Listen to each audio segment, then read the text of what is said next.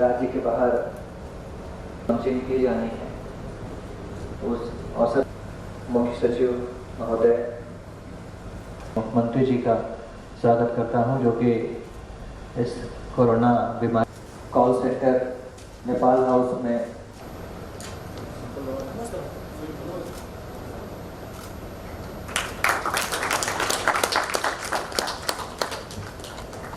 धन्यवाद सर।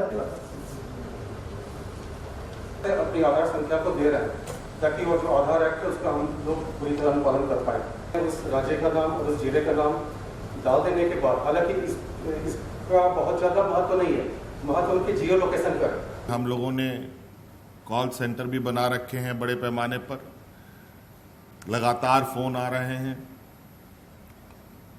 और आज इस ऐप के माध्यम से हम अपने प्रवासी साथियों तक पहुंचकर उनका लोकेशन लेकर किन राज्यों में हैं और उनकी पहचान कर सरकार अब इनको आर्थिक रूप से मदद पहुंचाने का सरकार ने निर्णय लिया है। और इस क्रम में हम लोगों ने ये भी निर्णय लिया है कि संख्या बल के आधार पर हम अपने प्रवासी मजदूरों को आर्थिक सहायता राशि उनके सीधे बैंक खातों में डालेंगे।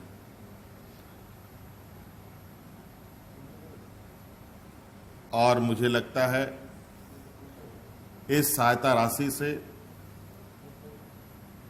हमारे उन वहाँ फंसे, विभिन्न राज्यों में फंसे लोग को निश्चित रूप से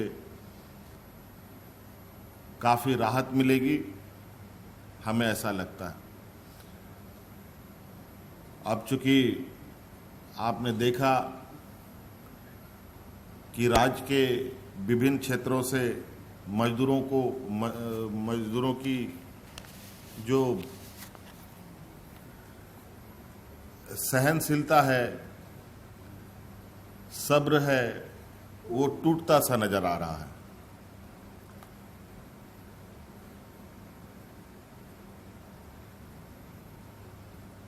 हालात निश्चित रूप से पूरे देश के लिए गंभीर है। आज हमारे इस राज्य के फंसे मजदूर तो जहां का तहां फंसा ही है। आज दूसरे राज्य में फंसे मजदूर को अपने परिवार की चिंता है। आज यहां उनके परिवार हैं, उन परिवारों को जो बाहर गए रोजगार पाने वाले, उनके घर के कमाऊ व्यक्ति की चिंता है, जिनके बदौलत उनका घर चलता है। हालांकि अभी हम लोगों ने राज्य के अंदर राज्य के सभी गरीब परिवारों तक विभिन्न माध्यमों से अनाज और गरम खाने का भी व्यवस्थाएं कर रखी है। आज इस ऐप के माध्यम से हम लोगों का लक्ष्य है कि हफ्ते दिन के अंदर राज्य के बाहर फंसे हुए जितने भी मजदूर हैं, चाहे वो 5 लाख हो, चाहे वो 6 लाख हो, चाहे वो 7 लाख हो, चाहे वो 10 लाख हो, उन सभी तक हम लोग आर्थिक सहायता हमारी पहुंच जाए, ये हम लोगों ने लक्ष्य तय किया। और मुझे लगता है इस विषय पर आज इस कोरोना संक्रमण की जंग में झारखंड सरकार का ये एक प्रवासी व्यक्तियों के लिए, मजदूरों के लिए एक मील का पत्थर साबित होगा, एक महत्वपूर्ण कड़ी साबित होगा। जैसे कि पहले आपको हमारे सचिव ने ये बात बताई है कि लगभग जो खबरें आ रही हैं, कई लोग समूह में हैं, समूह में लोग हैं, और ये ऐप सिर्फ जिसके पास है वही उपयोग कर सकता है, ऐसा नहीं है। एक मोबाइल से पूरा समूह के लोग इस ऐप का लाभ ले सकते हैं, क्योंकि सबका आधार अलग है, फोटो अलग है, बैंक खाता अलग है, लोकेशन सबका एक है। ये एक हम लोग के लिए सहूलियत भी है। हाँ, ये है जरूर, कुछ हमारे पास भी कुछ जानकारियां हैं जिनके पास जो छिटपुट इधर उधर, मतलब 100% हमने पहले भी कहा कि हम चीज़ों को लक्ष्य हासिल नहीं कर पाएंगे, लेकिन ये जरूर है कि उस लक्ष्य का संख्या बहुत अधिक होगा, लक्ष्य के करीब होगा। और जो भी ऐसी विशेष जहाँ जो लोग फंसे हैं, मान लीजिए कहीं एक लोग फंसा होगा, कहीं 2 लोग फंसा होगा, किसी के पास मोबाइल भी ना हो, ये ऐसे भी चीज़ें आ सकती हैं। ये कोई बड़ी बात नहीं है। समस्या जैसे जैसे आएंगी वैसे चीज़ों को हम लोग समाधान करेंगे। अगर उनके पास कोई मोबाइल नहीं है या मोबाइल का चार्ज खत्म हो गया है, तो हो सकता है कि हम अपने सहयोग, जिस और भी अगर आसपास जो ग्रुप है उनको भी हम उनसे सहायता लेकर उन तक पहुंचाने का काम करेंगे कि वहां पर भी 4 लोग फंसे हैं, कृपया उनके पास जाकर के ये ऐप का लाभ उनको भी करवाइए, क्योंकि ये अब चुनौती है और जैसे जैसे चुनौती आएगी हम लोग उस चुनौती का सामना करेंगे, उस समस्या का समाधान करेंगे। देखिए, ये सवाल 100 में 1 है और मुझे लगता है कि प्रधानमंत्री जनधन योजना के माध्यम से पूरे देश में जिस तरीके से खाते खुलवाने की योजना चली थी, आपको याद होगा, लोग खाना छोड़ छोड़ करके खाता खुलवा रहे थे। और मुझे लगता है कि ऐसी वही है कि 100 में 1 होगा।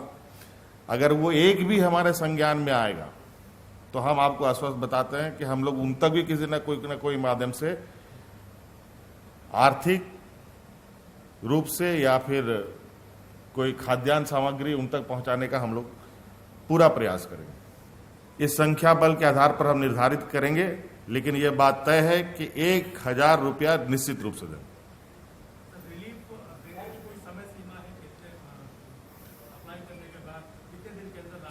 हमने कहा है कि इसको अगर 5 लाख है, 6 लाख है, 7 लाख है, 8 लाख है, 10 लाख हो, जितना भी हो, 1 हफ्ता के अंदर हम ये सभी खाताधारियों को फंड ट्रांसफर कर दिया जाएगा। ये हमारा लक्ष्य है।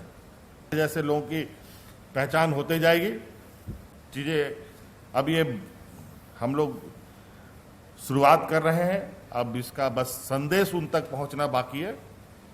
अब जैसे संदेश पहुंचेगा चीजें सारे आंकड़े इसमें भरे हुए पहले से, कुछ लिखना नहीं है, उनको सिर्फ चुनना है। उनका जिला क्या है, प्रखंड क्या है, पंचायत क्या है, फिर अपना वो नाम डालते हैं। ये नाम उनका जैसा आधार कार्ड के नाम है वैसा ही होना चाहिए, क्योंकि इसकी जांच हम लोग करते हैं। हमारा आधार से इंटीग्रेशन है इस ऐप का, और वो देखता है कि आधार नंबर सही होना चाहिए और जो आधार के डाटा में नाम है वही नाम यहाँ भी होना चाहिए। इसके अलावा पिता और पति का नाम है और लिंग, ये जो आम तौर पे किसी आवेदन के लिए लिया जाता है वो सारी सूचनाएं इसमें बहुत कम है। सिर्फ नाम, पिता पति का नाम और लिंग, इतना ही, और आधार संख्या।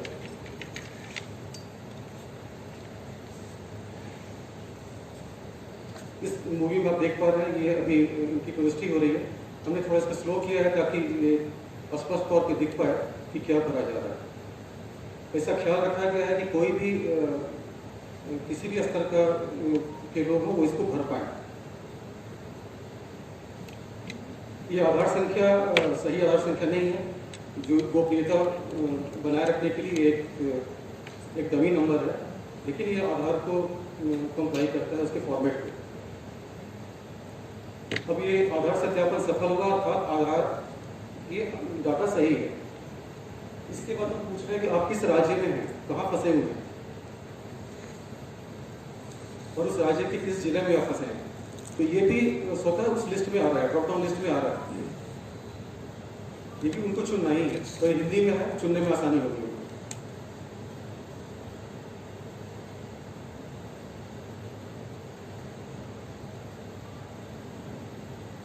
एक बार ये जहाँ फंसे हैं उस राज्य का नाम और उस जिले का नाम डाल देने के बाद, हालांकि इसका बहुत ज़्यादा महत्व नहीं है, महत्व उनके जियो लोकेशन का है। जब वो फोटो अपलोड करेंगे तो उस फोटो के साथ उनका लोकेशन भी जाता है, और हमारा जो सारा वैलिडेशन है, हमारी सारी जांच की प्रक्रिया तो जियो लोकेशन पे ही आधारित है कि वो हमारे राज्य से बाहर के होने चाहिए। ये एक कंडीशन है जो हम लोगों को पूरा करना है। उनकी मोबाइल के वेरिफिकेशन के लिए हम OTP भेजते हैं, ताकि वो जो मोबाइल नंबर दे रहे हैं वो सही है। बात की सारी सूचनाएं हम मोबाइल पर ही देंगे, क्योंकि भुगतान की स्थिति क्या है या किसी वजह से अस्वीकृत हुआ तो वो भी सूचना हम मोबाइल पर देंगे। इसलिए मोबाइल की जांच जरूरी थी, जो OTP के माध्यम से हम लोगों ने की। अब अगला जो स्टेप है, जो लगभग हम अंत की तरफ है, वो आधार कार्ड का फोटो और अपना सेल्फी दोनों इस पर अपलोड करेंगे। ये आधार कार्ड का फोटो और सेल्फी अपलोड करने का उद्देश्य ये है कि वो वही आदमी आवेदन दे रहा है जो जिसका आधार है। इसके बाद बैंक अकाउंट है, और चूंकि बैंक का IFSC कोड भी हमारे पास लिस्ट मास्टर लिस्ट है, तो हम ये जान पाते हैं कि ये जो बैंक अकाउंट है हमारे ही राज्य का है। तो वो व्यक्ति हमारे राज्य से बाहर है, आधार का नाम सही है, और उनका बैंक का अकाउंट हमारे राज्य में। ये तीन चीज़ें यदि वो ये तीन अर्हताएँ वो पूरी करते हैं तो फिर वो इस लाभ के इस सहायता के लिए वो योग्य होंगे। बैंक का खाता दोबारा डलवाते हैं ताकि कुछ गलती नहीं हो जाए। और जी ये जब आधार का फोटो और उनका सेल्फी है, जब ये डाटा यहाँ आ जाता है तो फिर हम लोग अपने पोर्टल के माध्यम से संबंधित जिले को भेजेंगे, जो उनके लॉगिन पे प्राप्त होगा, और जिलों में इसका सत्यापन होगा कि वो आधार का फोटो और इस व्यक्ति का फोटो दोनों मैच कर रहा है, मेल खा रहा है, तभी वो आगे भुगतान के लिए योग्य होगा। जैसे आप देख पा रहे हैं, ये भी डमी आधार कार्ड है, लेकिन इसका फोटो लिया गया। इसके बाद हमारे सहयोगी में वो चूंकि फिल्म बना रहे थे उमेश जी, अपनी तस्वीर डाली। ये अभी यहाँ मैच नहीं कर रहा है, आधार का फोटो और ये फोटो मैच नहीं कर रहा है, लेकिन जो असली जो सही आवेदन होगा उसमें इन दोनों को मैच करना होगा, तभी वो आगे भुगतान के लिए वो योग्य होगा।